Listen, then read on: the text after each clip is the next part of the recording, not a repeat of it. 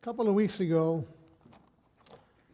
I shared with you part of my testimony. I didn't share everything, not enough time for that. But if you want to know the whole story, when the book comes out, then you have to buy one.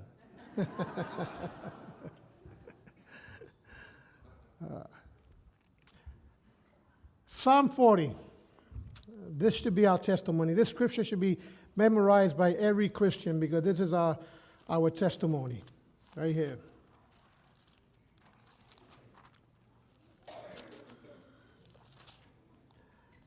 Last week I talked about verse 1 and 2. And then I'm going to look at verse 3 and 4. I waited patiently for the Lord. He turned to me and he heard my cry. That's the point that I came to. I had to cry to Jesus. And he lifted me out of the slimy pit and out of the mud and mire. He set my feet upon a rock. That's something that Aaron put together. That was not part of my pictures, but he did something to explain the life that I was living in the pit. I was in the pit. I show you this picture. This is me. And if you look at Dante, we look a lot alike, except I have less hair than he does. That's my grandfather as a black Puerto Rican. That's the shack that I was born in and I was raised. Then we came to the next picture. That's a picture of my mother. She's heading out to New York and leaving me with my grandmother. Okay, that's my aunt there. She's very young, not even 15 years old, my mother there. Very, very, very young. And then, as I talk to you about my testimony, it was me on top of the world. Okay? I was making a lot of money selling drugs. I was on top of the world. That whole outfit there probably cost about $2,000. I'm talking about the 60s. Okay? The 60s. All right? Including the snake shoes. This is me beginning the downfall. I'm sitting there and I'm high on heroin. I'm already losing weight. Okay? And this is the Margie, we call her Gungi. This is the girl that I lived with for 3 years before I became a Christian. And my first challenge, my first test, I was in Rochester Teen Challenge, and after a month, I get a letter from her, a Dear John letter. Now, you need to understand, this girl was not involved in drugs. She didn't drink. She didn't do anything. I mean, she tried to keep me away from heroin. She tried to help me a lot. She even took a rap. I did a burglary at Harvard University, famous Harvard, in Cambridge. And I stole some credit cards, and we went to the store and bought a lot of things. And we got caught, and she took the rap for me. She knew that if I would get caught, I would do 10 years. So she went and took the fall. Not enough evidence to convict us, they let her go. The ironic thing is this, that I left her in Cambridge, came back to New York. After a month in Teen Challenge, I get this letter. And it was like a stab in my heart.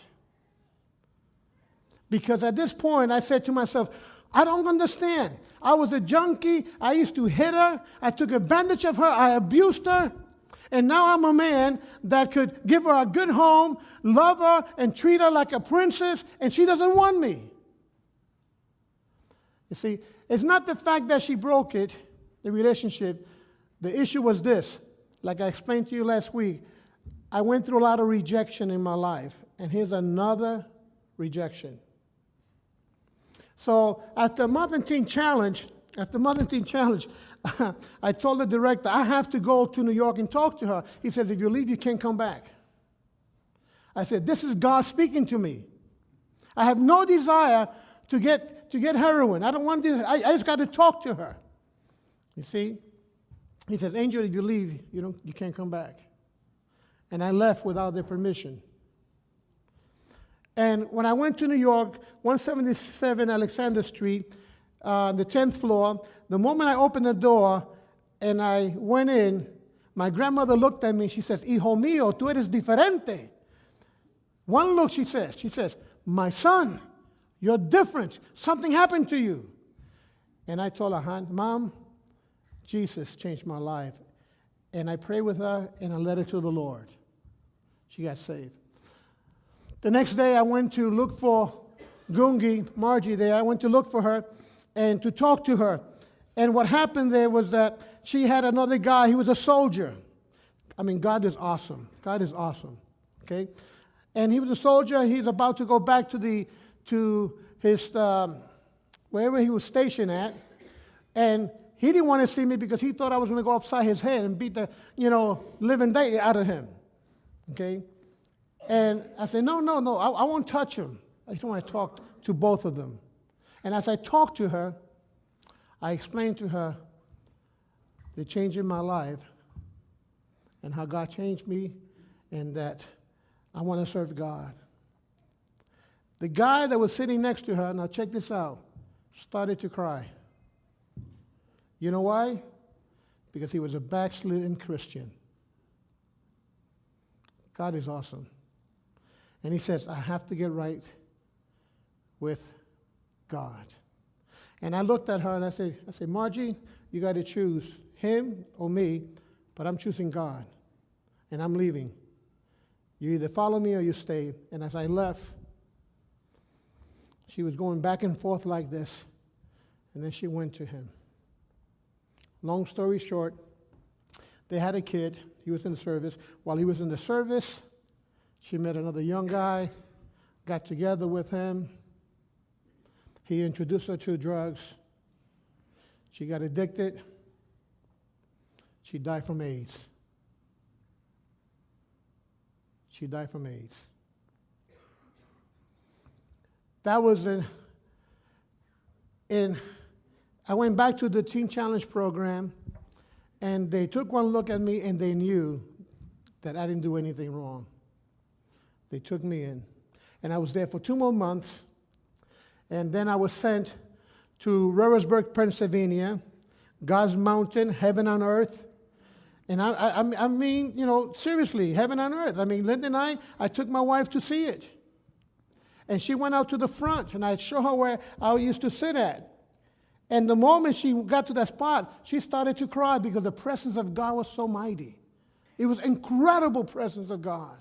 She started crying, I started to cry. We started to thank God for the miracle that took place on God's mountain. And I was there. There's a picture there, I think, right there. This was my best man in my wedding, Danny Martinez from Chicago. And he came down to take me to the program. And Dan got brain cancer, and he died a few years later. He was a good man, okay? So I started the Teen Challenge program in the farm, and it was, again, heaven on earth because I spent time in the morning in classes. I read the Word over and over again. I began to memorize the Word of God, everything there. And then I was working with cows, of all the things to work with, cows. Seriously, I used to do early in the morning, about 4:30, I had to get up to give milk to the cows, and I preached to the cows. And I used to tell them, repent and be saved. Yeah. Seriously, I knew that God had a call on my life there. Okay? But while I was at the farm, I was dealing with this antagonist, this guy, his name was Samson. Okay? And he ridiculed me, and he was mocking me. See, God blessed me with the gift of speaking in tongues and interpretation and the gift of prophecy. And I was using that. And he started to put pressure on me. And what happened, he convinced me. He says, Angel, I'll tell you what, if you do this, then I know you're all right. I say, what? He says, And this was in the middle of winter, okay, in the farm. And I had to cross the whole walk out on the snow, knee high, to get to the village. What for? To go and buy beer. The thing about this was this. I was never really a drinker. I used to drink only when I got high. But beer, I could have taken or left it. It was nothing big, you see. So I went, about 1 hour and came back, right? I snuck out and came back in, and I got drunk. And the next step was this, that this is the devil working. He says, Angel, one of the staff workers has some heroin. I had no desire for it. I didn't want it. He says, oh, okay, that's cool. And we were planning to get high. And inside of me, my soul was churning. Inside of me, the Holy Spirit saying, that's the devil, that's the devil, that's the devil. And I felt convicted. And I went to the chapel. And I went to the front, and I knelt down, and I wept before God. And I said, God, please forgive me. How could I even think about doing this after what you have done for me? And I cry, and I was there 2 hours just praying. The old saying, praying through, is real. It's real. I pray through. But I had no idea that in that last row, this is God working again, in the last row, the wife of the director, Dr. Reynolds, the wife was kneeling back there praying, and she heard everything I said. That was God. Because the very next day, everybody that was drinking or got involved with drugs, 30 students were thrown out of the program. And I was on the list. But God got a hold of me and says, no, I'm not going to let you go. The thing about Teen Challenge, when a student leaves, within 1 year, they die. They die.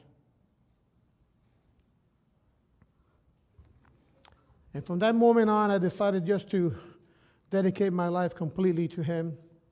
I finished the program in May 1972, and I went to the Teen Challenge program in Rochester. In May of Rochester, I don't forget that month because the snowstorm when we were traveling. And I was working as a volunteer at Teen Challenge, so they could give me food and accommodation, and I had to literally walk 5 miles to work. This is not one of those stories that father tells kids, okay? All right? I got stopped 3 or 4 times by the cops. Okay, but I had to go from downtown all the way up to Jefferson Road, past Jefferson Road. Okay, but I wanted to work. I needed to make some money. And while there, I was also able to work with the students. And then I got a better job, and this is incredible. This is God. This is really God. I got a job, part-time job at Metropolitan Drug Program. It's a secular program. The director had no idea what he was doing. It's a high administrative position. Okay? He had a couple of guys working the streets who were potheads. And I said, we're not going to get funded here because your work is smoking weed, all right? All right? And you don't know what you're doing. He said, well, can you help me? I said, well, I have to depend upon God. And will you believe this? This is God. Out of nowhere, this administration gift came upon me, and I was able to run the program for him. He got the big check, and I did the job. Something like Emily and I now.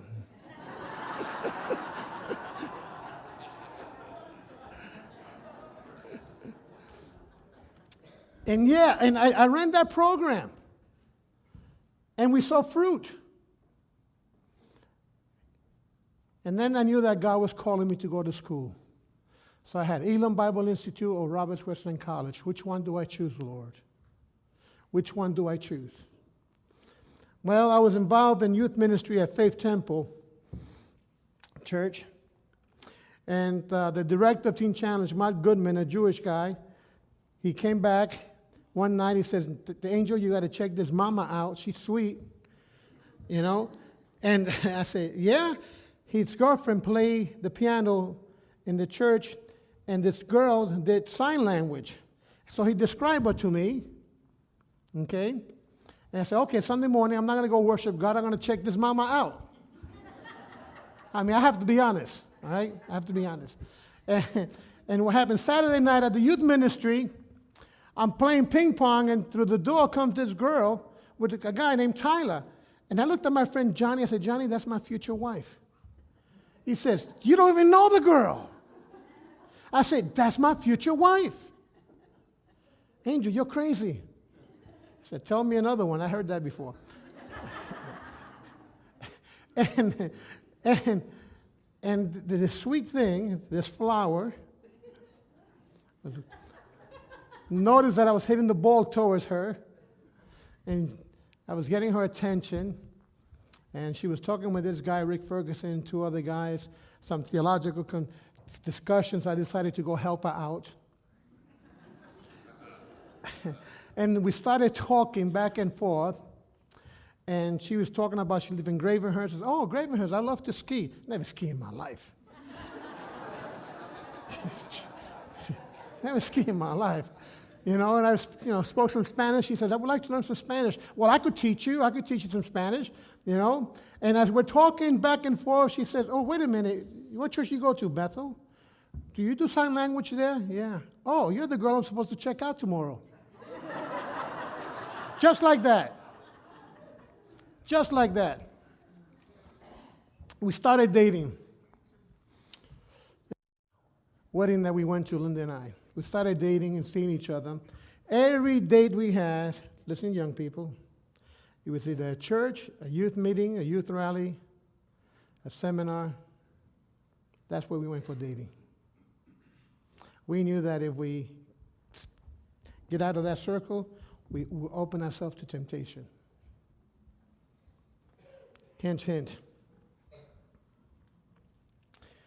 The thing about it was this: when we met, the week before we met, she was praying for God to give her a friend, someone to walk with, someone to study, a friend. See, because she never dated. She never had a boyfriend. The same week she was praying, I was praying too. God, I need a friend. It's been a year and a half now. I haven't dated anyone, and I'm not ready for dating, but I need a friend. And God brought us together. He brought us together. And she's still a little flower.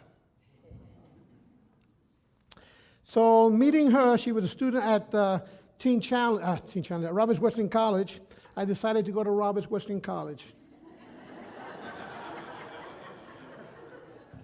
And I had no money. I didn't have 1 cent. See, I'm telling you this because I'm talking about miracles, okay? I believe in God, and I believe in the God of miracles. So I remember going to the registrar and talking to Dr. Rogers, and I said, "God called me to go to school." He says, "Do you have any money?" I said, "No, I'm broke. I have nothing." And he kind of chuckled, you know, like, okay, where's this guy coming from?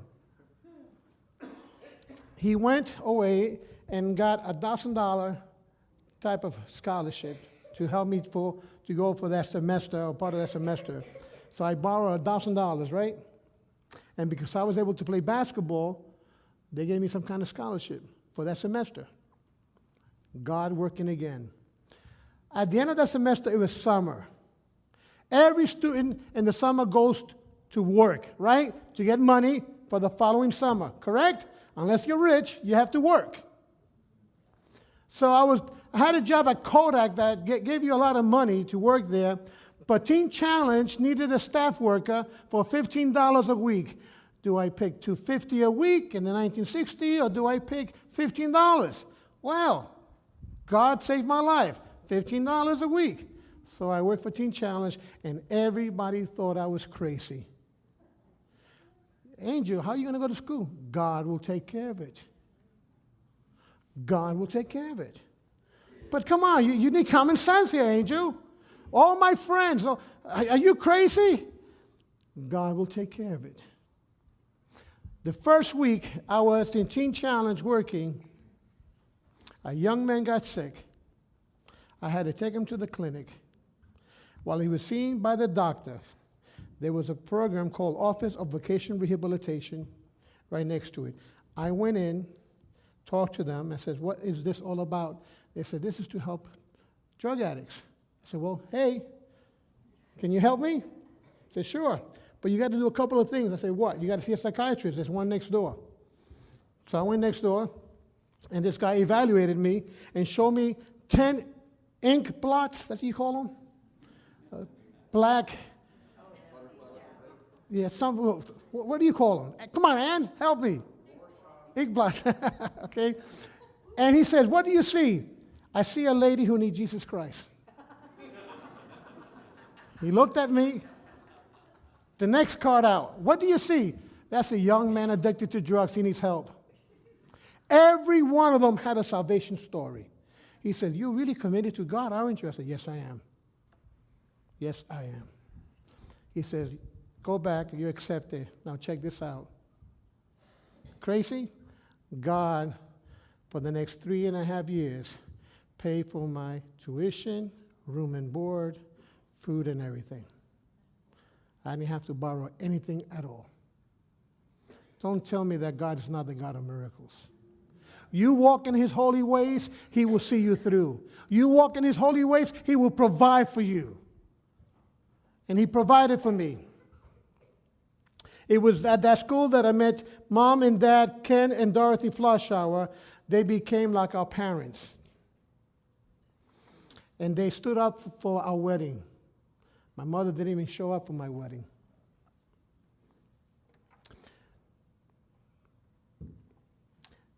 I had a ministry at Roberts Western College to the students. I had girls that came in who got pregnant and they had to make a choice. And they wanted an abortion, and I had to help them not to get an abortion. I dealt with kids, and this is a Christian university. Like any university, you find in every school. See, a lot of kids go to these schools to get away from home because they've been raised at home. And they can't, I'm talking about the 60s. You can't do this, you can't do that, you can't do that. So they go to the college and they, what do? Sow the wild oats. Hint, hint, if you're about to go to university or college in September, watch out. Watch out. Because the enemy is ready and waiting for you.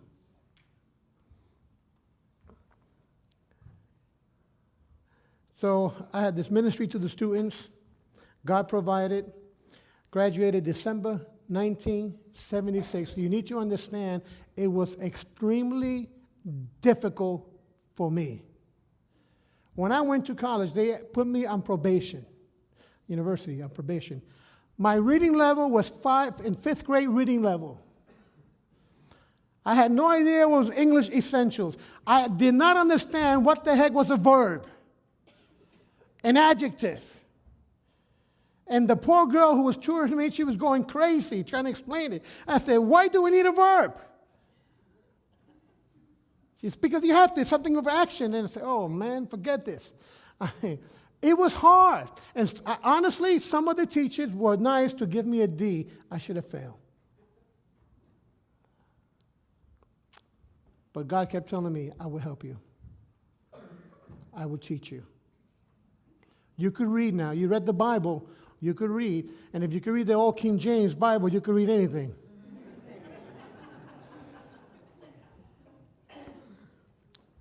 But the Lord blessed us. We graduated. Linda already spent 1 year working, and God called us to Emmanuel United Methodist Church, right in the middle of the ghettos of Rochester. The next door neighbor was a major drug dealer. He had 2 big dogs. And he told me, Angel, don't worry about it. No one will mess with you or your wife. But Linda was trapped at home because she couldn't go anywhere. I take her downstairs. She get in the car, drives to the hospital. When she's finished, I meet her downstairs. And she couldn't go anywhere. And one day she decided to walk to the grocery across the street. And when she told me that, I said, oh my God, are you crazy? You're white. Look around you. Yeah, there's nothing but Spanish and black people here. Come on, you stand out like a sore thumb. She scared the wits out of me. And God started to work in that church. A church of 15 white people who were wealthy, but wanted to change that church to a Spanish black church so they could go back to the suburbs. So they hired me to do transitional ministry, change that. So that first year, I hardly saw my wife. From morning to night, social worker, that was me. You know, a doctor, that was me. Psychologist, that was me. I did everything to reach those people. But I couldn't see my wife. And one night, she had enough. So I came home and she was hiding in some place in the church. It was a big church.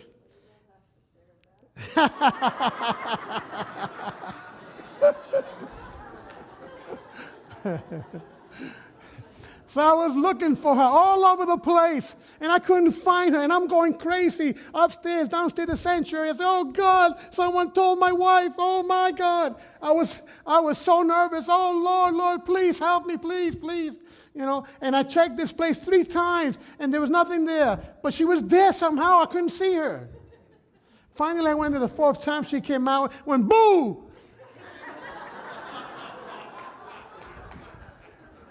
And that's when she told me, she said, Angel, you're going to be a good father, but you're a lousy husband. You're a lousy husband. I said, what do you mean? I'm a good man. I don't beat on you, do I? No. I provide, don't I? Yeah, you're still a lousy husband. He said, you never spend time with me. Because Monday night was basketball, Tuesday night was softball, Wednesday night was Bible study, Thursday night was community, Friday night, I hardly saw her. And God changed that. Meanwhile, in that ministry there, the salvation of a lady, this Mason, brought this lady to my house, and she was one bad addict. She was dying. I mean, she was really bad. And he brought her there because he wants her to break up the relationship. And he knew that if she gets saved, he cannot live in sin with her. You know, he knew that. So he brought it to us. We started to minister to her. She was a short little thing, skinny, and I mean, she looked like a ghost, you know. And God got a hold of her. And she kicked all those drug habits, cold turkey, each one of them. And God touched her life. And she was a strong Christian, and she told the guy, unless we get married, you cannot be with me. First miracle. I love playing basketball. So I said, I got to start a basketball team. But to play basketball, you have to go to church. And I invited the president of the local gang to come and play. His girlfriend was attending Roberts Western College. And I got to meet with him. And what happened there, as I talked to him, he got saved. And Sunday mornings, he brought his whole gang and sat in the back. Incredible. And something happened in that community, and before you knew what happened, it was full. It was full of people, and one miracle after the other. God worked, God worked, God worked. And people got saved. We were there for 2 years, and they offered me, after 2 years, they offered me a salary back then that was back in 77, 78, a salary which is probably about $50,000 back then, okay, to stay there, okay? So I had to choose there or Asbury Theological Seminary. Once again, I turned the money down, and I listened to God, and we went to Wilmore, Kentucky, and that was heaven for us. That was heaven for us. Heaven, Wilmore. Job for Linda. She finished At Roberts Wesleyan College, she sent an application to the hospital, and a lady saw her name and noticed the school that she went to was known for nursing, a tremendous school for nursing, and she was hired to work at Eastern Kentucky University as a nursing instructor without a master's degree. Only God can do that. Only God can do that. And we love Wilmore. It was at Wilmore, I think that I told you about the man with cancer and how he was dying, and how I prayed for the lady, for the mother, the week before. And the man was in Texas, and while we were praying, at the same time, he felt heat go through his whole body. He had 2 hours to live, and he felt a heat going through his whole body. And he was healed, and he came back the following Sunday to tell the people, whoever was praying for me, at this time, God touched me. The man went on and lived. He was supposed to be dead. He went on and lived. And then I found out years later that he died from a heart failure, not cancer. See? Another miracle that took place. The ministry. John was born when we were in Rochester. Josh is born. This is now at Wesley Chapel Free Methodist Church. We almost lost Josh, didn't we? You know, he had a type of a whooping cough, and he lost breathing for how long was it, hon? For a few minutes. They had no breathing at all. And we prayed. Oh, my God, did we pray. And God touched him. And he's the man of faith right now. He's in doing mission work, walking by faith. He has no salary. Whatever we send him, that's what keeps him going. He doesn't eat a lot. Celeste was also born in Toronto, and she was not supposed to be born. She has spinal bifida. Then they told us, they said, you better have an abortion. If she lives, maybe a vegetable, but don't have her. You know, have an abortion. We said, no, we don't believe in that. And who did we call? Mama Volpe, a beautiful Italian lady. And she says, I will pray continuously through the day and night. And then the next examination came back, the ultrasound, and the spot was gone. And Celeste was born. I believe in God and the God of miracles. A lot of the young people from the Teen Challenge, Wesley Chapel, are involved in ministry right now. I enjoy working at Wesley Chapel because my job was the young people and the Caribbean people. And I love when they party. Oh, I love it. They make some dynamite goat meat. You know. Now, you don't like that? You should try it first. It's good. Then we come to Pine Grove. This is when I thought that God made a mistake. He sent me to Pine Grove. And I'm driving up Highway 15, go to this Pine Grove Road, and about half a mile down, I see a lot of manure on the road. And I said, oh my God, where are you sending me? I said, where are you sending me? And Linda was just laughing and laughing and laughing. I said, what are you laughing for? I don't belong here. I belong in the city. God, again.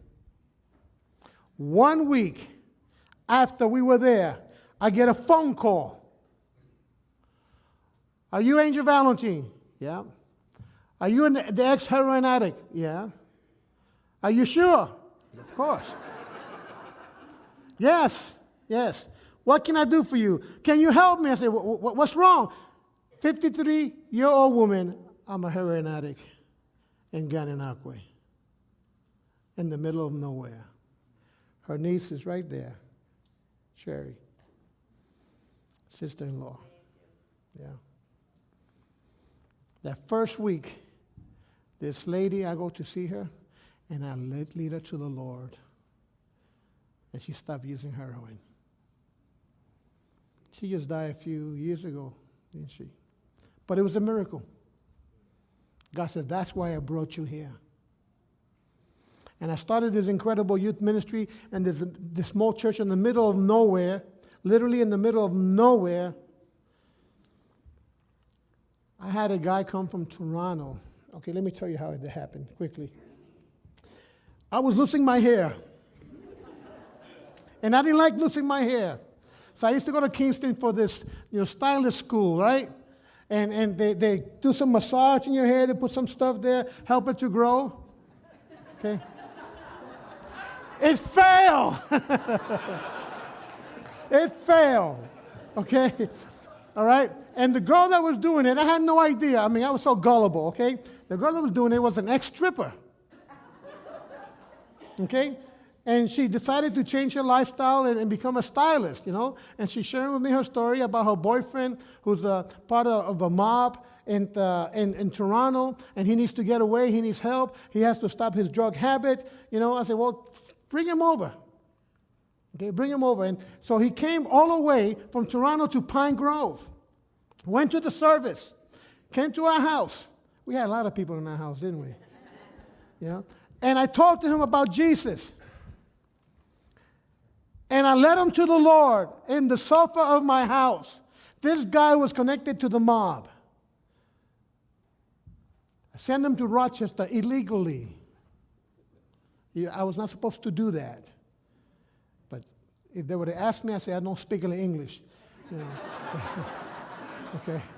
I sent him. He finished the program, stayed down there, got married, settled down, living a wonderful life from this little church in the middle of nowhere. Then Linda and I had a tremendous ministry. Our young people were doing drama long before it came out. Long before we were doing drama. We were singing, Eamon Hartman was singing hip-hop music from the pulpit in the early 80s. I haven't seen that, just once. Roman, he did one hip-hop song. And we had about 60 young people in that small little church. And I became director of youth ministry from Canada in the youth cabinet that represented the whole Free Methodist Church of the world, traveling a lot. Many of those young people are still serving God. Then after 8 years there, the Lord took me to Houghton Brethren in Christ Church. They had about 70 people, and within 6 months, a revival broke out. Literally, a revival broke out. 250 people were attending the church. I believe in God and the God of miracles. Many conversions and deliverance. Kathy was a girl that was afraid to go outside. And for many years, she was locked up in her house. She never went out. And through our ministry, Linda and I, we used to visit her slowly and gradually. She was able to come out, and within a year or so, she was living a normal life. There were some strong strongholds there that had to be broken. And God intervened and touched that lady. But I was there, and the Jezebel spirit drove me out of the church. 4 ladies. 2 of them were really sick. A couple of fries short of a Happy Meal, I tell you that. Yeah, seriously. I was battling some heavy darkness. And they come up with false accusation against me. And the bishop that came, he didn't want me there. He wanted me to go to Meadowville to build a big church. He wasn't here defending me. And I said, no, we have to fight this. This is wrong. I said, no. You resign. And I resigned from the church. Now check this out. I had to go for a whole week to this place in Newmarket where nuns and priests are sent when they are caught doing something they're not supposed to be doing. Pedophiles, immorality. I had to go there for a whole week, and I had to be evaluated by 2 psychiatrists every day for a whole week. Non-Christian psychiatrists. I was in the kingdom of darkness. And I spent, my soul was just crying to God, God, why are you letting this happen? He says, I got to do some refining in your life. But God, I didn't do anything. After 1 week of being there, you know what they found out? They told the bishop, there's nothing wrong with this man. He's too gullible. That's his problem. And I am. I'm too gullible. I take people at their word, you know? And the bishop says, okay, now we can go to Meadowville. I say, no, forget me. No, I'm not. And then we had to wait. I went through depression. I almost left the ministry. I was hurt deeply by these 4 women. 3 of them came back later on in life and apologized. And we forgave them. We forgave them. It was a tough time for me. I applied at 10 places: Winnipeg, Teen Challenge, a big Pentecostal church in London. They were interested in me. A big Presbyterian church wanted me. A lot of people wanted me. And number 10 was Smith Falls. And guess where I came?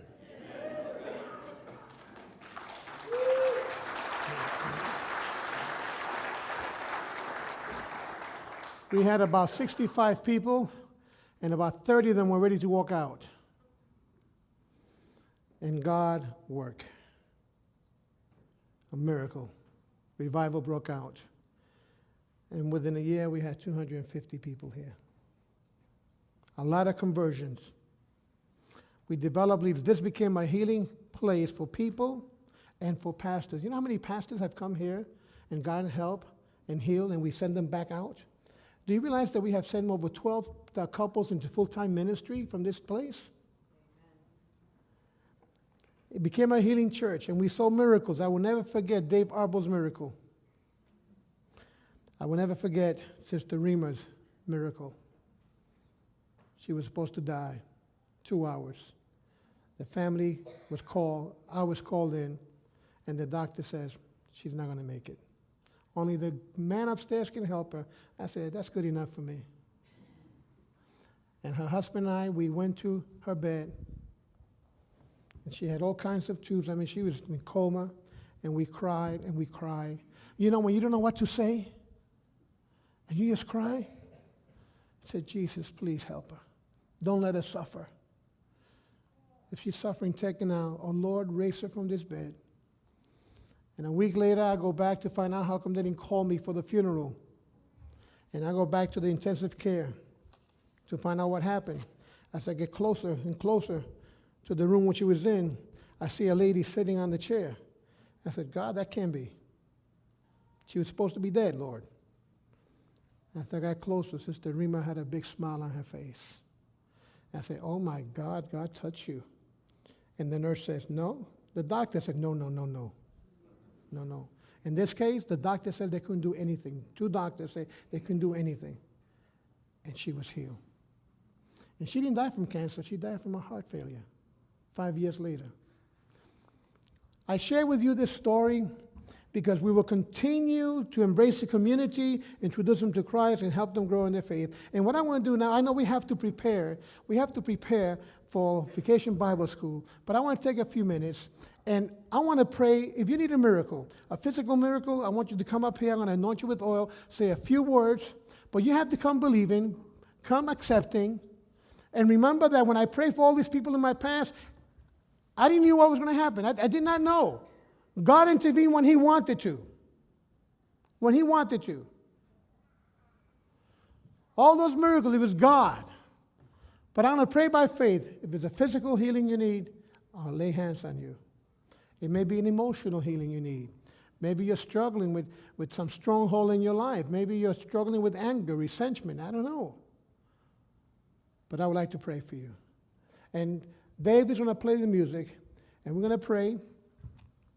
And if you have to leave, please leave quietly, and please don't talk, because there are people coming to this altar who need help. Who need help. Okay? And I want to ask our pastors to come and join me, Judy and Ann. Emily has things with the children. Okay? And Kevin, you come and help out. Okay? The altar's open. I believe in God and the God of miracles. And I want to pray for people.